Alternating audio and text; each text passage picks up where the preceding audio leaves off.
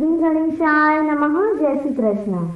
આજે આપણે આ વિડીયોમાં સાંભળવાના છીએ મહામાસમાં શુક્લ પક્ષની એકાદશી જયા એકાદશીની વ્રત કથા.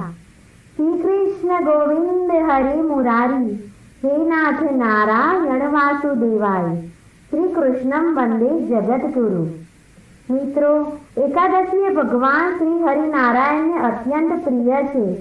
એમાં પણ ખાસ કરીને મહામાસમાં આવનારી શુક્લ પક્ષની એકાદશીને સર્વ પાપોને નષ્ટ કરનારી છે. માટે આ દિવસે નારાયણનું ધૂપ દીપ નૈવેદ્ય તુલસી પત્રથી પૂજન કરીને ભક્તો વ્રત કથા અવશ્ય સાંભળે છે.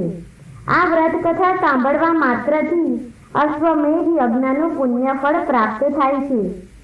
જે ભક્તો એકાદશીનું વ્રત કરે છે તે સવારે સ્નાન આદિથી પરવારીને નિવૃત્ત થઈને આપણા ઘરના મંદિરમાં જે ઠાકોરજી લાલજી ભગવાનનું કોઈ પણ સ્વરૂપ હોય તેની પૂજા કરવી જોઈએ. જેમાં ભગવાન શ્રી કૃષ્ણનો પંચામૃતથી સ્નાન કરાવાય છે. પ્રભુને ગંગાજળ અથવા યમુના જળથી અભિષેક થાય છે અને સુંદર શૃંગાર કરવામાં આવે છે. ભગવાનને પુષ્પ ધૂપ અગરબત્તી ફળ ફૂલ અર્પિત કરીને પૂજા થાય છે. ભગવાન નારાયણની પૂજા અર્ચના કર્યા પછી વ્રત કથા અવશ્ય સાંભળવી જોઈએ. હવે આપણે સાંભળીએ જયા એકાદશીની વ્રત કથા. આપણે આપણા કાળચક્રને ફેરવતા પહોંચી જઈશું સીધા ધર્મરાજ યુધિષ્ઠિરના ભવનમાં. મહારાજ યુધિષ્ઠિર અને શ્રીકૃષ્ણ વચ્ચે સંવાદ ચાલી રહ્યો છે. મહારાજ યુધિષ્ઠિરે પૂછ્યું કે હે ભગવાન, મહામાસના શુક્લ પક્ષમાં આવનારી એકાદશીનું નામ શું છે? તેનું મહત્વ શું છે? ત્યારે શ્રી કૃષ્ણ ભગવાને કહ્યું કે હે ધર્મરાજ યુધિષ્ઠિર, મહામાસના શુક્લ પક્ષમાં આવનાર આ એકાદશીનું નામ જયા એકાદશી છે. એ મનોકામના પૂર્ણ કરનારી, મહાપાપોનો નાશ કરનારી છે. એનું વ્રત કરનાર મનુષ્યને પ્રેતપણું આવતું નથી. ભૂત પિશાચ તેને હેરાન કરી શકતા નથી. એક વખત એ ઇન્દ્રદેવ નંદનવનમાં અપ્સરાઓના નાચ ગાન નિહાળી રહ્યા હતા. એ ઉત્સવમાં પુષ્પદત્ત, ચિત્રસેન તથા એના પુત્ર વગેરે પણ ભાગ લઈ રહ્યા હતા. એ ચિત્રસેનની સ્ત્રીનું નામ માલિની હતું. તેને પુષ્પવાન નામનો પુત્ર હતો. એ પુષ્પવાનના પુત્રનું નામ માલ્યવાન હતું. કોઈ સ્વર્ગની ખૂબસૂરત સ્ત્રી પુષ્પાવતી એની ઉપર આસક્ત થઈ. એને હાવભાવ અને સૌંદર્યના તીરોથી એને ઘાયલ કરી પોતાને વશ કર્યો. ઇન્દ્રને પ્રસન્ન કરવા માટે એ બંને પ્રેમીઓ નાચ કરવા આવ્યા હતા. અપ્સરાઓની વચ્ચે નૃત્ય ગાન કરતા કરતા એ બંનેની ચાર આંખો એકાકાર થઈને બંને એકમેકના પ્રેમમાં હેલે ચડ્યા. ચિત્ત ચગડોળે ચડતા બંને નાચ ગાન ભૂલ કરવા લાગ્યા. ઇન્દ્રદેવ આ બાબતોમાં ભેદ પામી ગયા. તેમને સમજ પડી ગઈ. પોતાના ઉત્સવ પ્રસંગની આ અસભ્યતાને પોતાના અનાદર માની ખૂબ ગુસ્સે થઈ તેમને શ્રાપ આપ્યો. તમે બંને પાપીઓએ આ નંદનવનની પવિત્રતાનો નાશ કર્યો છે. તેથી મૃત્યુલોકમાં પિશાચ યોનિમાં અવતાર લઈ સ્ત્રી પુરુષ થઈ તમારી નીચ કામ વાસના પૂર્ણ કરો. ઇન્દ્રદેવના શાપ અનુસાર મૂલ્યવાન અને પુષ્પાવતીનું પ્રેમ જોડલું હિમાલય પર્વત ઉપર પિશાચ યોનિમાં અવતર્યું. તેમને રસ ગંધ સ્પર્શ કશાનું ભાન ન હતું. આખા શરીરે આખો વખત દાહ થયા કરતો હતો. તેથી તેમને ઊંઘ આવતી ન હતી. તે બંને પર્વત પાસેના વનમાં બેઠી દિલે ફરી રહ્યા હતા. એક વખત સખત ઠંડીથી પીડાઈ શરીરના રૂવાટા ઊભા થઈ જતા પિશાચે પોતાની પિશાચીનીને પત્નીને કહ્યું કે આપણે એવું કયું મહાપાપ કર્યું હશે જેથી આપણને આવું નરક યાતનાથી પણ બદતર દુઃખ સહન કરવું પડે છે? આ શ્રાપની મુક્તિનો કોઈ ઉપાય હશે કે નહીં?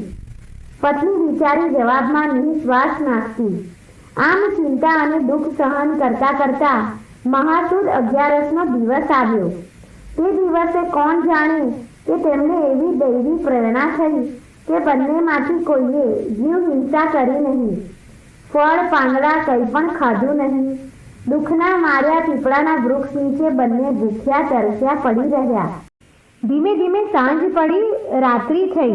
ટાળ એવી સખત પડવાની શરૂ થઈ ગઈ કે દુબળા શરીરના તે બંને એકબીજાને વળગી પડ્યા. દારૂણ દુઃખી બેમાંથી કોઈએ ઊંઘી શક્યું નહીં. બંનેને આખી રાતનો ઉજાગરો થયો અને આમ અનાયાસે એમનાથી જયા એકાદશીનું મહાન વ્રત થઈ ગયું. બીજે દિવસે બારસ થઈ. સવારનો પહોર થતાં જ વ્રતને પ્રભાવે તેમનું પિશાચપણું ચાલ્યું ગયું અને પોતાના સ્વરૂપમાં આવી ગયા. એ બંનેએ આંખો મીચી ભગવાનની સ્તુતિ કરી. આકાશમાંથી ગંધર્વો અને અપ્સરાઓ એમને લેવા આવ્યા. મનોહર વિમાનમાં બેસી તેઓ સ્વર્ગે ગયા અને ઇન્દ્રદેવને પ્રણામ કર્યા. ઇન્દ્રદેવ આશ્ચર્ય પામીને તેમના શ્રાપથી તેઓ સી રીતે મુક્ત થયા તે પૂછ્યું. તેના જવાબમાં માલ્યવાને જયા એકાદશીના વ્રતના પ્રતાપની વાત કરી. એ પછી માલ્યવાન અને પુષ્પાવતીએ સ્વર્ગમાં પતિ પત્ની તરીકે પ્રેમથી વિહાર કર્યો. આમ આ એકાદશી વ્રત કરી પવિત્ર થનાર અને ભગવાનની કૃપા પામનાર પૂજવા અને વંદન કરવા જેવા છે. આમાં કોઈ સંશય નથી. જે માણસ ભક્તિથી શ્રદ્ધા રાખી આ વ્રત કરે છે એને સર્વ પ્રકારનું દાનનું, યજ્ઞનું, તીર્થ સ્થળોનું પુણ્યફળ પ્રાપ્ત થાય છે. આ કથાનો પાઠ કરનાર તથા સાંભળનાર પર આ જન્મમાં સફળ કરી વૈકુંઠમાં જાય છે. આ એકાદશી સર્વ મનોકામના પૂર્ણ કરનારી, સંતાન સુખ આપનારી, ધન સંપત્તિ પ્રાપ્ત કરાવનારી આ એકાદશી શ્રેષ્ઠ છે. આ એકાદશી દરમિયાન ભગવાનના જાપ અને કીર્તન અવશ્ય કરવું જોઈએ.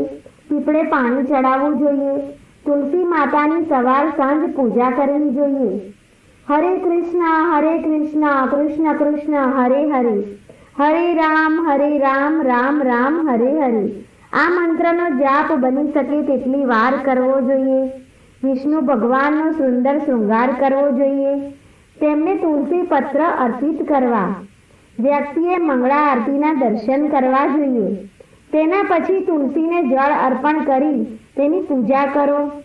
આ દિવસ અન્ન, દાળ, કઠોળનો ત્યાગ કરવો જોઈએ અને શારીરિક ક્ષમતા અનુસાર ઉપવાસ કરવો જોઈએ. યથાશક્તિ દાન દક્ષિણા આપી દ્વાદશીના દિવસે એકાદશીના પારણા કરવા જોઈએ. જો મિત્રો તમને આ વિડીયો પસંદ આવ્યો હોય તો કમેન્ટ બોક્સમાં જય શ્રી કૃષ્ણ અવશ્ય લખો અને સાથે આ વિડીયોને લાઈક કરો, શેર કરો અને ચેનલને તમે પહેલી વાર જોઈ રહ્યા હોય તો સબસ્ક્રાઈબ જરૂર કરજો. જય શ્રી કૃષ્ણ.